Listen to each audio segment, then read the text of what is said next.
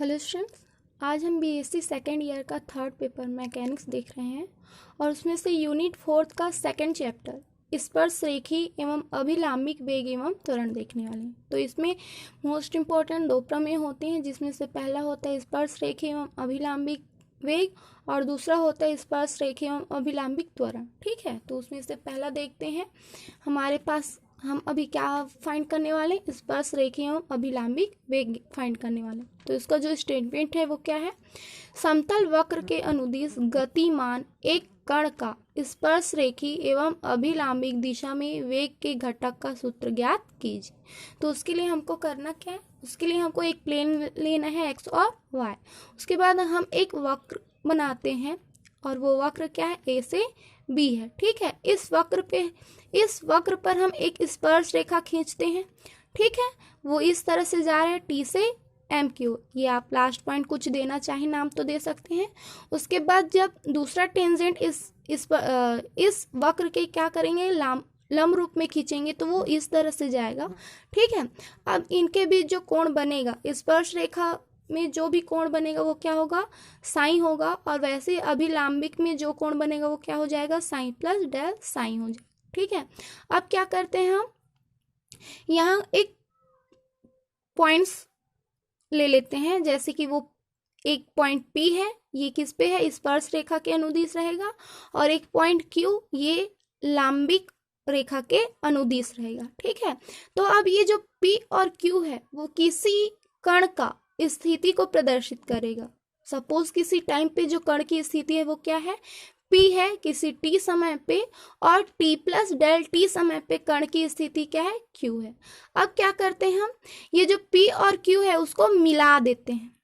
उसी तरह Q से इस P M पे एक लंब खींचते हैं और वो क्या हो जाएगा, Q M हो जाएगा। ठीक, तो इस तरह से यहाँ जो भी कोण बनेगा वो क्या हो जाएगा, डेल साइन हो जाएगा। अब यहाँ A के अनुदिश P, मतलब A से P के बीच की जो दूरी है वो क्या है, S है। उसी तरह P से Q के बीच की जो दूरी है वो क्या है, डेल S है। तो A से Q के बीच की जो दूरी हो जाएगी वो क्या हो जाएगी, S प्लस डेल S हो जाएगी। यहाँ पर ये जो PQ है वो जीवा का काम कर रहा है, और साथ ही अगर हम इस पॉइंट्स को देखें, ये वाले पॉइंट्स को, तो ये क्या कर रहे हैं, एक चाप का काम कर रहे हैं। ठीक है, तो जो जो काम हमने यहाँ डायग्राम में किए उसी को यहाँ लिख लिए हैं। माना कि एक कण की किसी वक्र पर समय t पर स्थिति क्या है, P है, तथा एक कण की किसी वक्र पर किसी समय t प्लस डेल t पर स्थिति क्या है, Q है। देन यहाँ वक्र पर स्थित नियत बिंदु A से वक्र के अनुदिश P की दूरी, यहाँ पर A जो है वो एक फिक्स्ड पॉइंट है, तो यहाँ A से P के बीच की जो दूरी है वो क्या है, S है। तथा Q की दूरी किससे, A से कितना है, डेल प्लस डेल S है। ठीक है, अब क्या करते हैं, हमने लंब खींचे उसके बारे में बात करते हैं। माना कि P तथा Q पर स्पर्श रेखाएं PT तथा QS x अक्ष से क्रमशः साइन तथा साइन प्लस डेल साइन कोण बनाती है। Q से Q M लंब P पर स्पर्श रेखा पर डालते हैं। ठीक है, मतलब Q से ये जो QM है वो इस स्पर्श रेखा पर हम एक लंब डाले हैं। ठीक, तो इस तरह से हम मान लेते हैं, माना कि जो हमारे पास चाप है, ये वाली चाप PQ, ये कितनी है, S plus del S minus S। ठीक, तो चाप PQ इज इक्वल टू हमको क्या मिल गया, डेल S मिल गया। आगे देखते हैं, जैसे यदि ये जो Q है वो टेंड करेगा किस पे, P पे, मतलब ये Q से किसकी ओर आए, P की ओर आए, तब जो जीवा PQ है और बटे में चाप PQ की वैल्यू वो कहाँ टेंड करेगा, 1 पे टेंड करेगा। ठीक है, अब हम एक त्रिभुज लेते हैं, समकोण त्रिभुज, क्या, PQM। ठीक, तो यहाँ पर हमने त्रिभुज ले लिया QMP में sine QMP is equal to हमारे पास क्या हो जाएगा, QM, ये QM, उसके बाद जीवा हमारे पास मिल जाएगी, ये वाली जीवा क्या हो जाएगी, PQ। ठीक है, तो इस तरह से हमारे पास QM की वैल्यू मिल गई, कितना हो गया, जीवा PQ गुणा साइन QMP। उसी तरह हम कॉस थीटा की भी वैल्यू निकाल लेते हैं, जहाँ पे थीटा क्या है, QMP। तो ये हो जाएगा हमारा PM, ये वाली वैल्यू बटे में हमारा यही जीवा आ जाएगा पी क्यू। ठीक, देन यहाँ से पी एम की वैल्यू हमारे पास मिल गई, P M is equal to जीवा पी क्यू गुणा कॉस क्यू एम पी। अब चूंकि हमने बहुत सी चीजें फाइंड कर ली है, तो अब हम P पर ये जो पॉइंट P है उस पर स्पर्श रेखा के अनुदिश वेग ज्ञात करेंगे। ठीक है, उसके बाद इस लांबिक के अनुदिश वेग ज्ञात करेंगे। ठीक है, देन यहाँ पहला पॉइंट है P पर स्पर्श रेखी वेग। Limit del T tends to 0, P पर स्पर्श रेखा के अनुदिश विस्थापन। ठीक, तो यहाँ पर P दिशा के अनुदिश जो भी विस्थापन हो रहा है वो क्या हो रहा है, यहाँ से पी एम हो रहा है। ये हमारा स्पर्श रेखा है। ठीक है, P के अनुदिश से जा रहा है, तो यहाँ कितना विस्थापन हुआ है, P से M तक का विस्थापन हुआ है, तो इसलिए यहाँ पर हो गया पी एम और बटे में कितना डेल टी।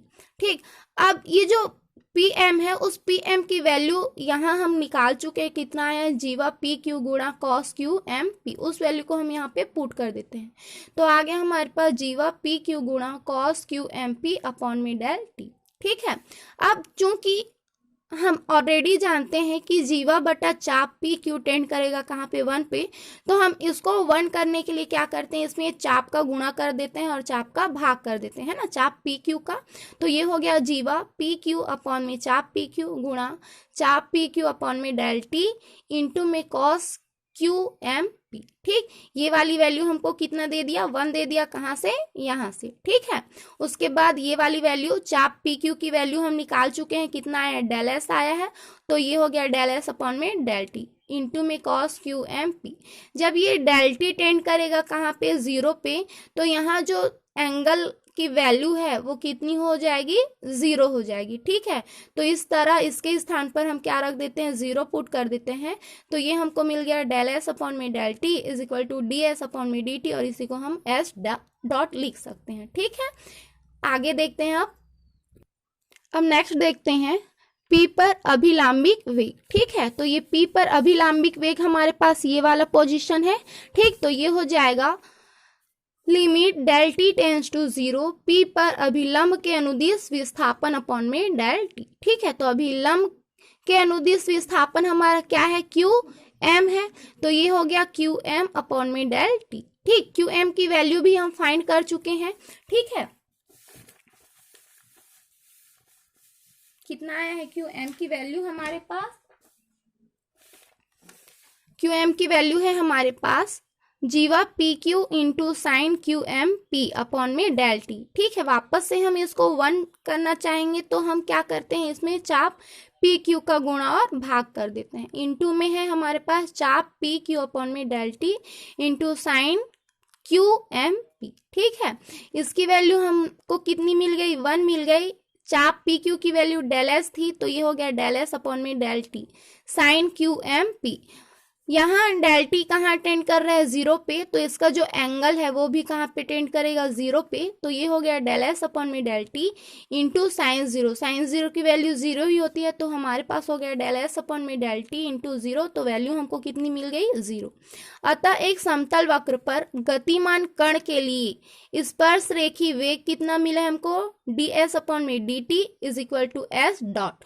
उसी तरह अभिलंबिक वेग कितना मिला हमको, 0, तो हम उसका P का परिणामी वेग निकाल सकते हैं। तो P का परिणामी वेग इज इक्वल टू हमारे पास हो जाएगा रेखीय स्पर्श रेखी वेग का वर्ग प्लस अभिलंबिक वेग का वर्ग। वैल्यू पुट कर दिए हैं, ये वाली वैल्यू 0 हो गई है, ये यहाँ से स्क्वायर रूट हट जाएंगे, तो हमारे पास मिला डी एस अपॉन में डी टी। ठीक है, नेक्स्ट वीडियो में हम इसका त्वरण देखेंगे। Thank you student.